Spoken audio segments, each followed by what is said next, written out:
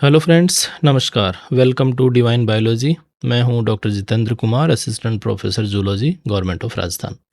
साथियों, आज एक इम्पोर्टेंट टॉपिक पर डिस्कशन करने जा रहे हैं, प्रोजेक्ट जीआईबी। प्रोजेक्ट जीआईबी या project great Indian bustard godown के संरक्षण के लिए ये प्रोजेक्ट चलाया गया। इसके ऊपर आज हम डिटेल से डिस्कस करेंगे। कई कॉम्पिटिटिव एग्जाम्स में यहाँ से क्वेश्चन लगातार पूछे जा रहे हैं। साथियों, सबसे पहले अपन ये देखते हैं कि ग्रेट इंडियन बस्टर्ड है क्या।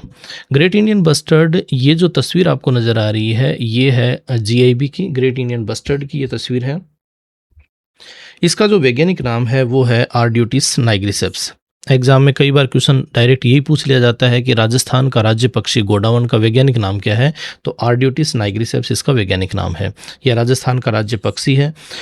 अगर कंजर्वेशन स्टेटस की बात करूं तो ये IUCN रेड डाटा जो लिस्ट है उसके अनुसार ये गंभीर रूप से लुप्त प्राय या क्रिटिकली एंडेंजर्ड स्पीसीज के रूप में शामिल किया गया है। तो ये बहुत इंपॉर्टेंट पॉइंट है, क्रिटिकली एंडेंजर्ड स्पीसीज के रूप में इसको शामिल किया गया है। यानी अगर इसका संरक्षण हमने नहीं किया तो ये सिर्फ आने वाले समय में इस तरीके से तस्वीरों में ही नज़र आने वाला है और ये लुप्त हो जाएगा। इसलिए भारत सरकार और राजस्थान सरकार के संयुक्त प्रयासों से इसका संरक्षण का कार्य किया जा रहा है। वन्यजीव संरक्षण अधिनियम 1972 की अनुसूची 1 के तहत, शेड्यूल 1 के तहत इसको शामिल किया गया है। शेड्यूल 1 के तहत इसको सर्वोच्च सुरक्षा प्रदान की जा रही है।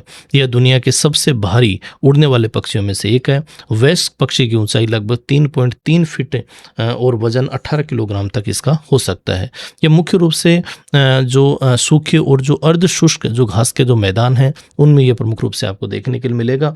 इनकी लगभग 90% आबादी, इसकी लगभग 90% जो आबादी हो राजस्थान के डेजर्ट नेशनल पार्क या थार रेगिस्तान में देखने के लिए मिलती है। इसके अलावा जो 10% जो हिस्सा है वो गुजरात, महाराष्ट्र, कर्नाटक और आंध्र प्रदेश में भी छोटी आबादी के रूप में देखने के लिए मिलते हैं। जीआईबी भारत में पाई जाने वाली जो 4 जो बस्टर्ड प्रजातियां उनमें से एक हैं, जिनमें से नाम आप याद रख सकते हैं। एक नाम है लेसर फ्लोरिकन, एक है बंगाल फ्लोरिकन, मैक्वीन बस्टर्ड। तो 3 अन्य प्रजातियां भी हैं जो बस्टर्ड प्रजातियां हैं, वो है लेसर फ्लोरिकन, बंगाल फ्लोरिकन और मैक्वीन बस्टर्ड।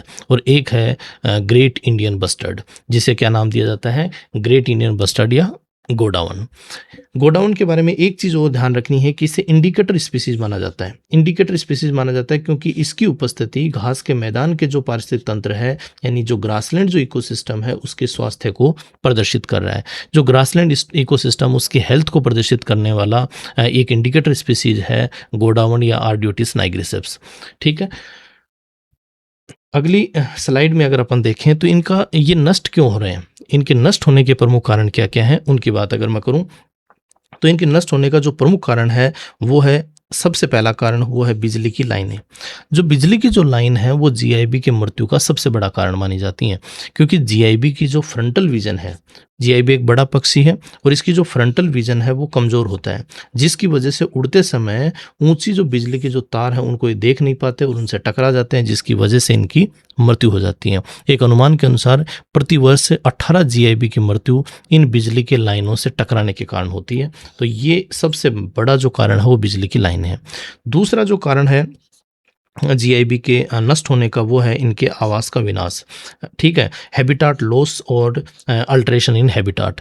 घास के मैदानों को बंजर भूमि या वेस्ट लैंड मानकर उनका उपयोग खेती, खनन और बुनियादी ढांचे, सड़क, इमारतें के निर्माण के लिए किया जा रहा है, जिससे इनका जो प्राकृतिक जो आवास है वो खत्म हो रहा है। और प्राकृतिक आवास यानी हैबिटाट लॉस होने की वजह से भी जीआईबी जो है वो बहुत ज़्यादा संख्या में कम हो रहे हैं। तीसरा जो कारण है वो है प्रीडेशन या परभक्षी। जीआईबी सामान्य रूप से ज़मीन पर अंडे देते हैं और इनके अंडे जो होते हैं इनके जो अंडे और जो चूजे हैं इनको आवारा जो कुत्ते, लोमड़ियाँ और जो मॉनिटर लिजार्ड हैं वो आसानी से शिकार बना लेते हैं और मानवीय गतिविधियों के कारण इन परभक्षियों की संख्या भी इन क्षेत्रों के अंदर काफ़ी बढ़ गई है, जिसकी वजह से जो प्रीडेशन की वजह से भी इनके जो चूजे हैं उनका विकास प्रॉपर रूप से नहीं हो पाता और उनकी मृत्यु हो जाती है। नेक्स्ट इनका कारण है स्लो रिप्रोडक्शन रेट। जीआईबी एक बहुत ही धीमी गति से प्रजनन करने वाला पक्षी है। मादा आमतौर पर साल में केवल 1 या 2 अंडे देती है और चूजों की देखभाल लगभग 1 साल तक करनी पड़ती है। इस कारण उनकी आबादी की भरपाई बहुत धीरे हो रही है। ठीक है, अगला पॉइंट है शिकार। शिकार, हालांकि भारत में इसका शिकार अवैध है, लेकिन पाकिस्तान जैसे पड़ोसी देशों में अब भी खेल और मांस के लिए इनका शिकार प्रचलित है, जो इनकी वैश्विक आबादी को प्रभावित करता है। नेक्स्ट जो इसका नष्ट होने का कारण है वो है पेस्टिसाइड और एग्रोकेमिकल्स। कृषि क्षेत्रों में कीटनाशकों के अत्यधिक उपयोग से ये पक्षी सीधे तौर पर जहर का शिकार हो जाते हैं और उनके भोजन कीड़े मकोड़े की जो कमी है वो हो जाती है, जिसकी वजह से इनकी मृत्यु हो जाती है। तो इनके नष्ट होने के जो प्रमुख कारण हैं, इनमें से सबसे पहला जो इम्पोर्टेंट कारण है वो है बिजली की लाइनें, इनका habitat loss, predation, slow reproduction rate, hunting और पेस्टिसाइड एंड एग्रोकेमिकल्स। तो इनकी वजह से जो है ये जीआईबी नष्ट हो रहे हैं। तो ये तो इनके प्राइमरी रीजंस हैं। अब सरकार इसके लिए क्या प्रयास कर रही है इनको बचाने के लिए? तो राजस्थान सरकार ने 5 जून 2013 को प्रोजेक्ट ग्रेट इंडियन बस्टर्ड या प्रोजेक्ट जीआईबी लॉन्च किया। प्रोजेक्ट ग्रेट इंडियन बस्टर्ड गंभीर रूप से लुप्त प्राय जो प्रजाति है गोडाउन, उसके संरक्षण के लिए राजस्थान सरकार, भारतीय वन्यजीव संस्थान, wild life institute of India और पर्यावरण मंत्रालय की एक प्रमुख पहल है। 5 जून 2013 को शुरू हुआ यह प्रोजेक्ट मुख्य रूप से थार रेगिस्तान में केंद्रित है। बाद में 2016 में भारत सरकार और wild life institute of India ने मिलकर व्यापक रूप से कई कार्यक्रम जो है इनको बचाने के लिए, इनके कंजर्वेशन के लिए शुरू किए। ये जो द प्रोजेक्ट जीआईबी जो है, इसका उद्देश्य क्या है? इसका उद्देश्य ये है कि जीआईबी का जो प्राकृतिक आवास है, जो कि जैसलमेर का जो डेजर्ट नेशनल पार्क है, उसको बचाना, उसको विकसित करना।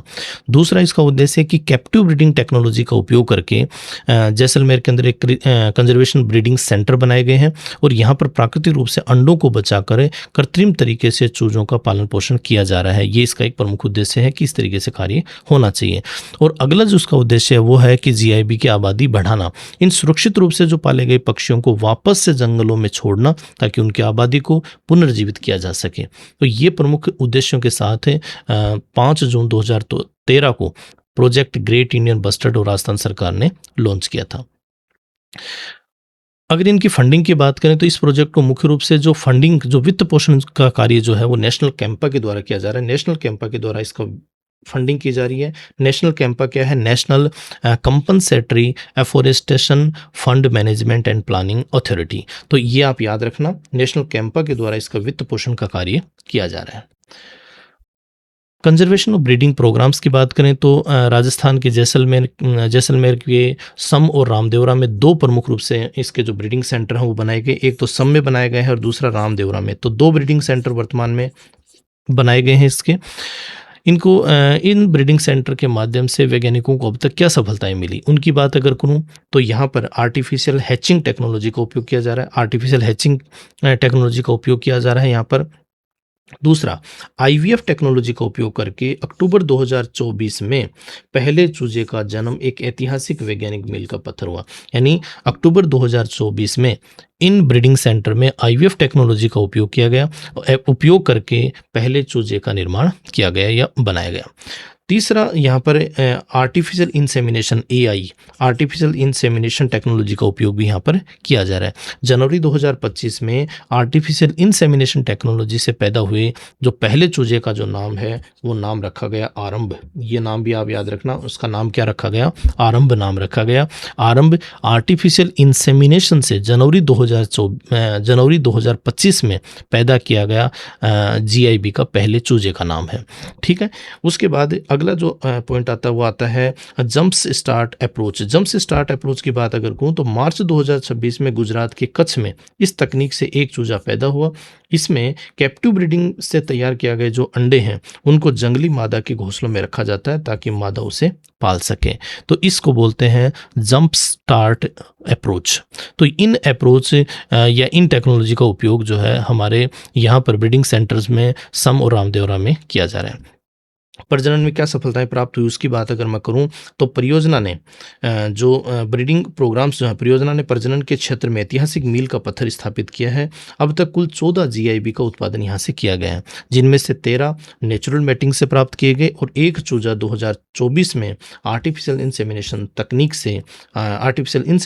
तकनीक से उत्पन्न हुआ है। ये इंपॉर्टेंट पॉइंट आपने को ध्यान रखना है। भारत में इस प्रजाति के लिए प्रथम सफल आर्टिफिशियल इंसेमिनेशन का प्रयोग यहाँ पर किया गया है। ये इंपॉर्टेंट पॉइंट अपने को ध्यान रखना है। ये जो आर्टिफिशियल इंसेमिनेशन से जो किया गया ये 2025 है, ये 2025 के अंदर ऐसा किया गया है, ये 2025 में किया गया है, ठीक है। तो उसका नाम क्या रखा गया? आरंभ इसका नाम रखा गया।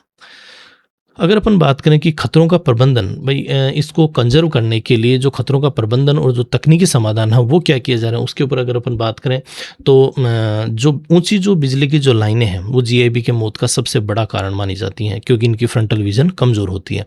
तो इसके लिए सुप्रीम कोर्ट के आदेशानुसार सुप्रीम कोर्ट ने आदेश दिया, उस आदेश के अनुसार इन लाइनों के ऊपर डाइवर्टर लगाए जा रहे हैं। सीईए के अनुसार ये जो डाइवर्टर्स हैं वो रात में चमकने वाले, glow in the dark, UV stabilized और डायनेमिक यानी गतिशील होने चाहिए। तो इस प्रकार के डाइवर्टर्स यहाँ पर लगाए जा रहे हैं ताकि जीआईबी को बचाया जा सके। और इसके साथ में ही अंडरग्राउंड केबलिंग की व्यवस्था यहाँ पर की जा रही है। संवेदनशील जो क्षेत्र है वहाँ पर 33 किलोवाट वाट तक की लाइनों को भूमिगत करने के निर्देश भी यहाँ पर सुप्रीम कोर्ट के द्वारा दिए गए हैं, ठीक है।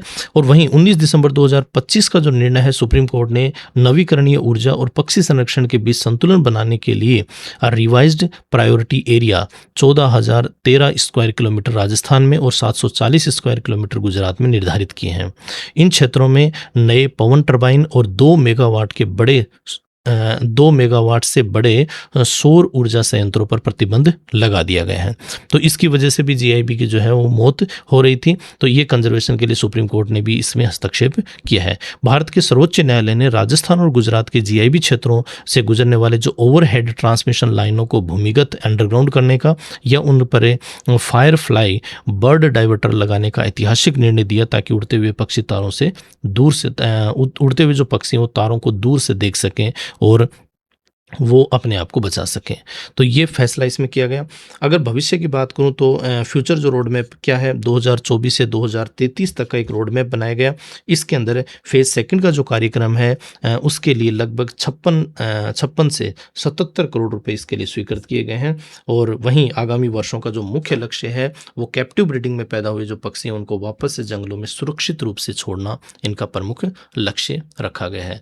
तो ये जीआईबी की यानी ग्रेट इंडियन बस्टर्ड जो प्रोजेक्ट है उसके बारे में कुछ खास बातें मैंने आपको बताई। गोडाउन के बारे में हम कह सकते हैं कि गोडाउन केवल एक पक्षी नहीं बल्कि हमारे घास के मैदानों के स्वास्थ्य का प्रतीक है। विज्ञान और संरक्षण के साझा प्रयासों से हम इस शानदार पक्षी को विलुप्त होने से बचा सकते हैं। तो इस जीआईबी प्रोजेक्ट को आप ध्यान से पढ़ लें, यहाँ से क्वेश्चन एग्जाम में पूछे जाते हैं। Thank you so much, thank you for watching. Divine biology के साथ जुड़े रहें, पढ़ते रहें और मस्त रहें। Thank you.